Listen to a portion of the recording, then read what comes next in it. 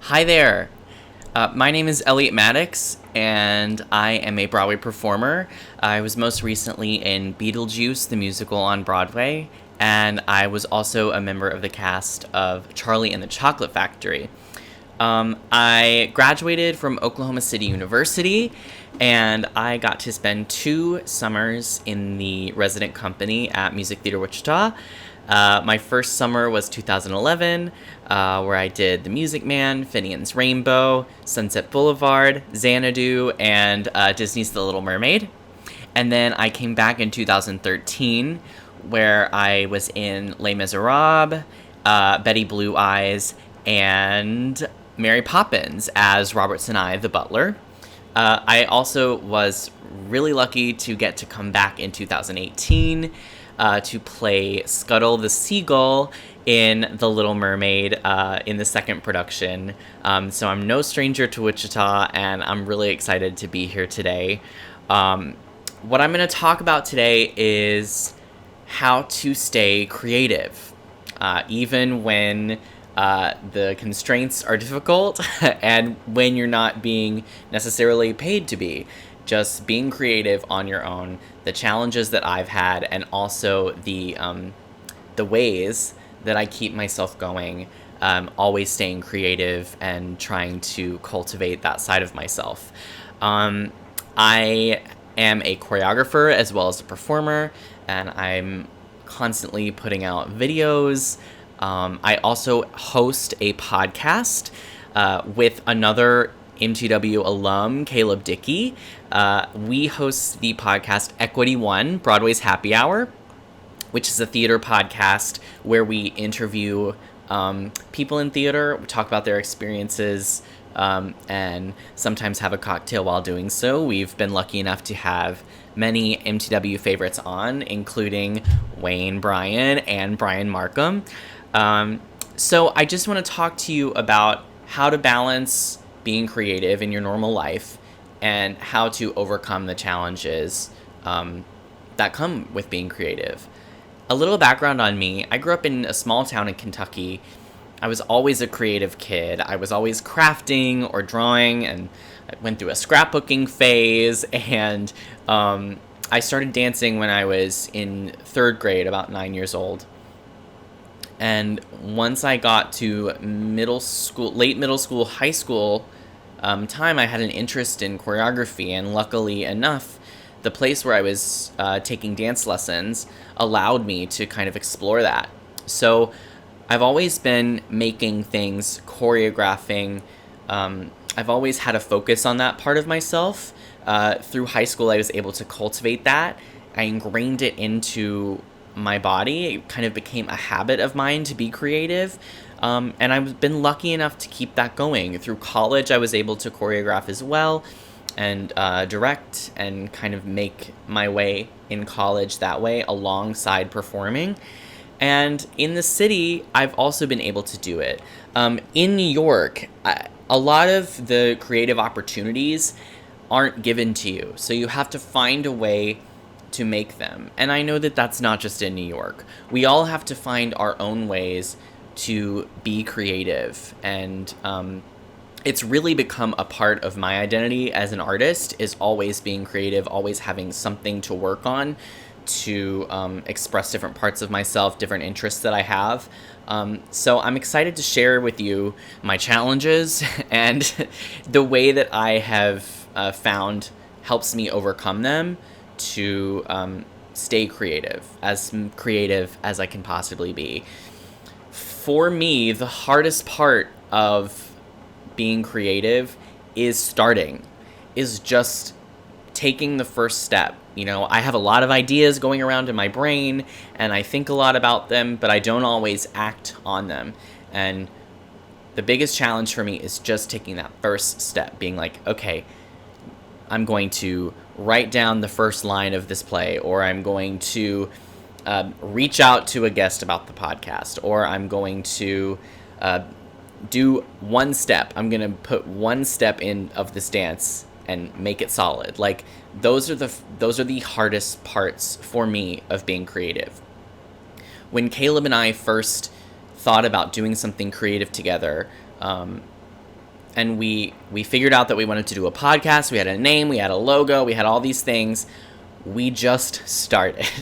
And we didn't know anything about how to do it, but the important thing was that we started. We bought a cheap mic on Amazon, we sat down in a room, we did an episode, and then we learned from there. But we put it out there. You know, we learned that to get better at something, to have a clear vision of what you want your creative projects to be, you just have to start. Because that's really the only way you're going to learn, is by doing. So that was the hardest part for us, was starting. Our first episode that we ever did is so different than where we are now after almost 3 years of doing the podcast. Because number one, we've gotten better. We've developed a skill, which is hosting, facilitating a conversation, keeping it going, getting creative with new ways to keep it interesting, not only for us, but for the audience. But also, along the way, we learned what doesn't work, you know? And that's just by doing things that didn't necessarily work. With choreography, it's always that way. You're always learning, putting things out there, seeing what works for you, and then changing it, figuring out, learning from doing. And the hardest part for me is just starting there. Another difficult thing to do is to fight kind of any burnout or self-doubt. It's really difficult, you know.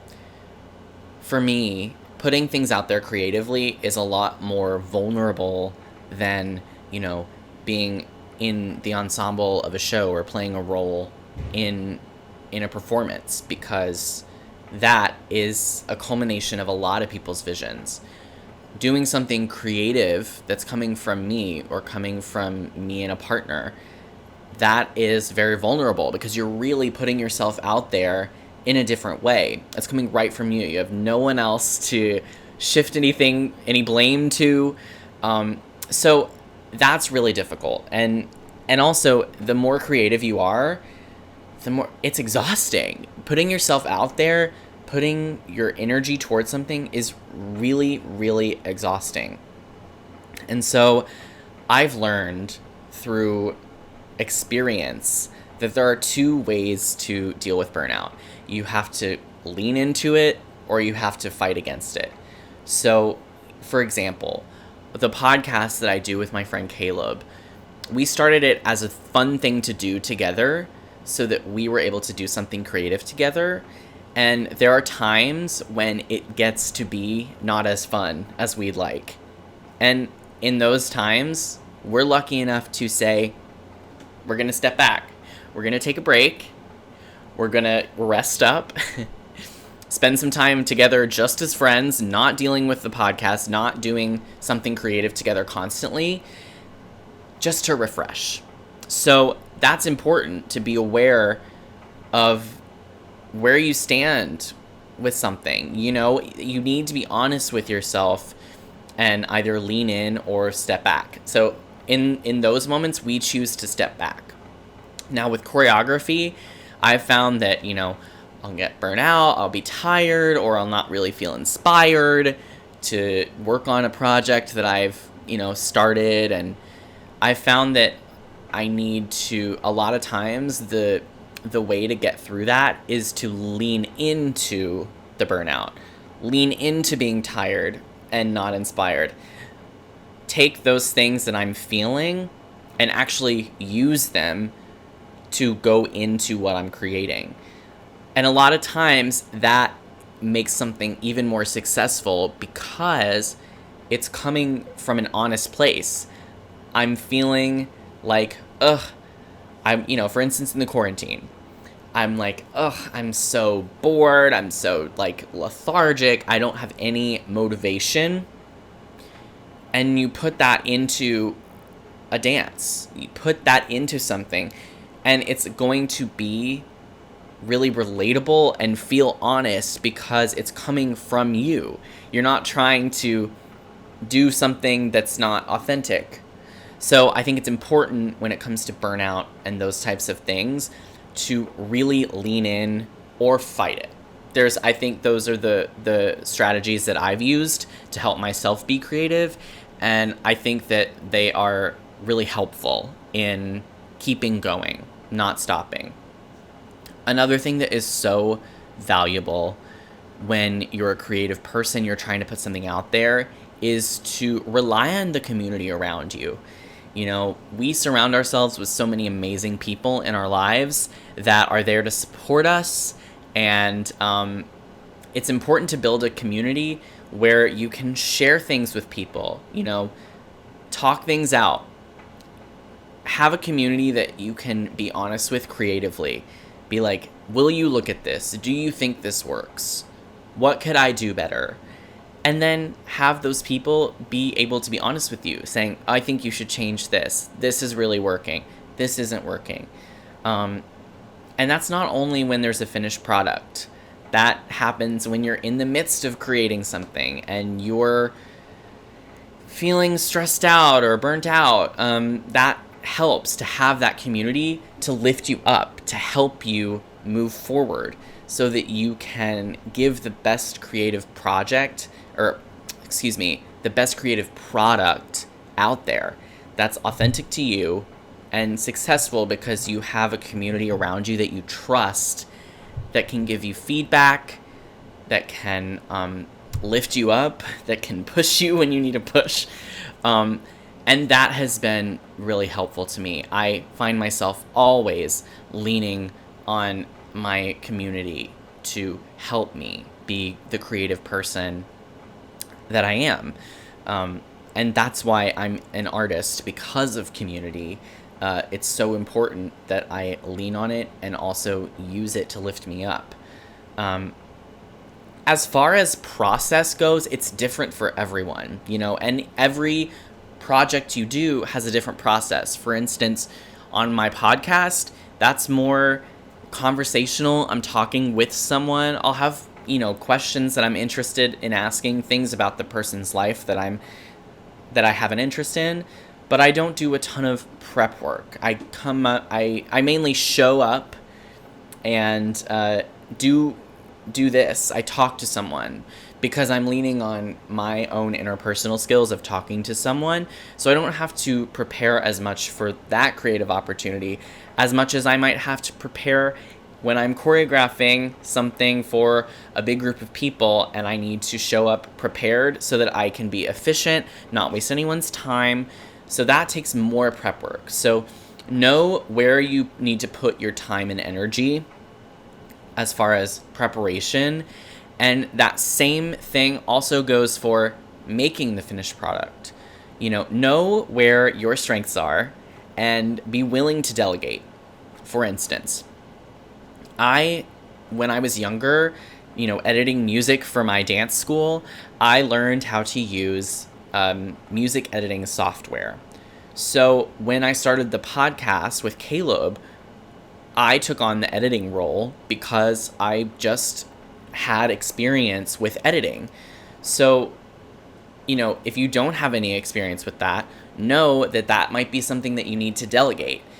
When I'm filming a video of my choreography, if it's something that I feel like is too ambitious, I will make it a priority to outsource to someone who is well-versed in filming and editing, because then I have less pressure on myself to put together something in a way that I feel like I know someone else could do better.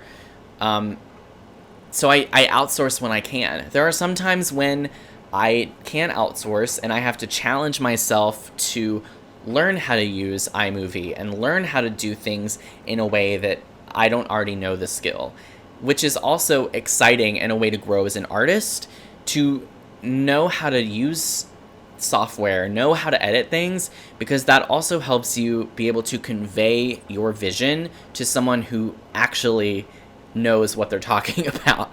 So if I, you know, challenge myself to learn about basics of video editing, I am able more so to communicate to someone who actually does that professionally, communicate my vision to them so that the collaboration can be more fruitful.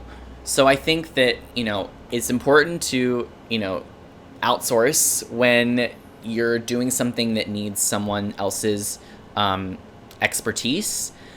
But there's also a lot of value in being scrappy and starting from scratch, doing it yourself and learning, putting yourself in that uncomfortable position where you might have to Google things, look at some YouTube videos on how to edit, but those things help me as an artist because I'm able to speak more technically about things. Part of being creative is also being technical. You have to know how to get things done. You have to know how to deliver.